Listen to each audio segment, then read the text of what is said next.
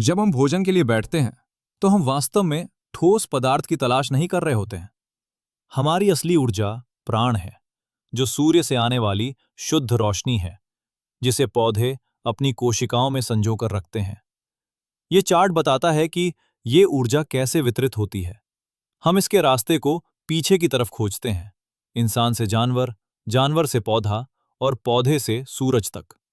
इस सिलसिले में हर बार जब ऊर्जा एक से दूसरे में बदलती है, तो असली ऊर्जा का बहुत बड़ा हिस्सा नष्ट हो जाता है। रेशा, वसा और प्रोटीन जैसी चीजें खुद ऊर्जा नहीं है, बल्कि ये सिर्फ वे भौतिक घर हैं जिनमें सूरज की रोशनी बंद होती है, जिसे हम निकालने की कोशिश करते हैं। इंसान असल में सूरज की ऊर्जा से चलने वाले प्राणी हैं, लेकिन फिलहाल हम उस ऊर्जा तक पहुंचने के लिए एक थका देने वाला और बेकार तरीका अपना रहे हैं, यानी भोजन को पचाना। ये ग्राफ बताता है कि हमारे खाने में ऊर्जा निकालने पर कितना बड़ा टैक्स लगता है। ठोस भोजन को तोड़ना, उसे प्रोसेस करना और शरीर से बाहर निकालना इतना मुश्किल काम है कि इसमें लगभग 70% ऊर्जा खर्च हो जाती है।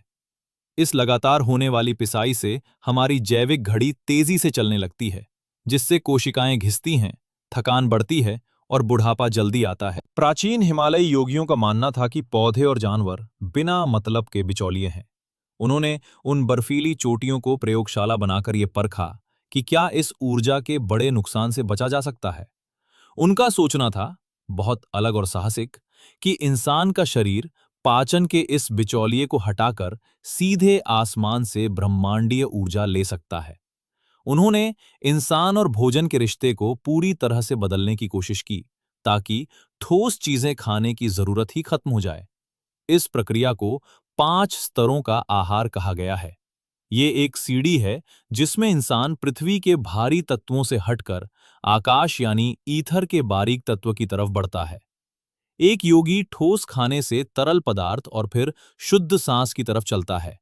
ये तरीका शून्य को धीरे धीरे अपनाने जैसा है।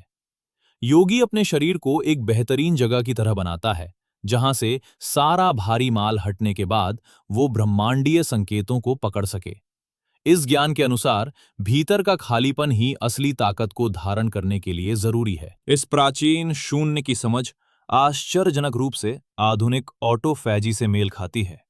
2016 में यह बताने पर नोबेल पुरस्कार दिया गया कि बाहर से खाना न मिलने पर शरीर कैसे खुद को चलाए रखता है।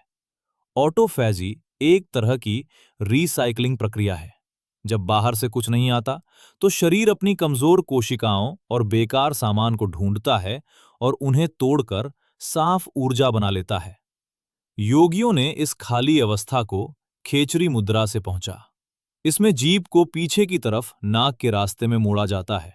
इससे दिमाग के एक खास हिस्से को उत्तेजना मिलती है। इस उत्तेजना के बाद मस्तिष्क एक मीठा रस छोड़ता है, जिसे प्राचीन ग्रंथों में अमृत कहा गया है। ये रस उस बायोलॉजिकल अलार्म को बंद कर देता है जो भूख और प्यास पैदा करता है। जब यह तंत्रिकीय प्रक्रिया ऑटोफैजी के साथ जुड़ जाती है, तो शरीर एक आत्मनिर्भर रिसीवर की तरह काम करने लगता है, पचाने वाली मशीन नहीं। इस सीमा पर पहुंचकर शरीर लगभग पूरी तरह से आकाश तत्व पर चलता है। उस स्थिति में शरीर को गहरा शांत अनुभव होता है। अंगों की धीमी गुंजन बंद हो जाती है, बुढ़ापा धीमा पड़ जाता है और मन पूरी तरह से शांत हो जाता है। तब इंसान का शरीर भोजन को पीसकर नहीं, बल्कि ब्रह्मांड की तरंगों से कंपन करता है। इस नजरिए से देखें तो वो तंत्रिका तंत्र जो पचाने के भारी काम में फंसा होता है, इतना शोर करता है कि वो मुक्ति के लिए जरूरी बारीक कंपनों को महसूस ही नहीं कर सकता। हालांकि हिमालय की गुफा में जाना हर किसी के बस की बात नहीं है, फिर भी शून्य की यह टेक्नोलॉजी आज के इंसान के लिए भी संभव है। जानबूझकर अनुशासन के साथ किए गए उपवास से हम शरीर को अस्थायी रूप से शून्य की अवस्था दे सकते हैं। खालीपन की ये छोटी झलकियां शरीर को कोशिकाओं की क्षति सही करने देती हैं और उस मानसिक बेचैनी को शांत कर देती हैं जो हमेशा मेहनत करते पाचन से पैदा होती है। हम लोग सिर्फ भोजन जलाने वाली मशीनें नहीं हैं,